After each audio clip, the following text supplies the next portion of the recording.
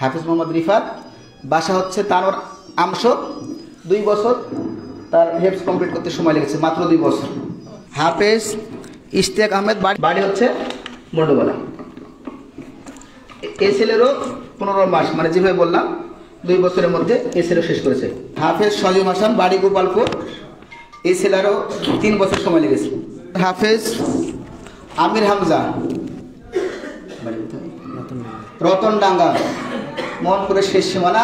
এই ছেলের আব্বা একজন অন্ধ মানুষ।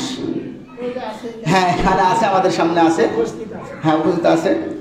তো এই ছেলেরও 2 বছর সময় লেগেছে। এই পর্যায়ে কোরআন তেলাওয়াত নিয়ে আসছেন হাফেজ মোহাম্মদ জাকারিয়া।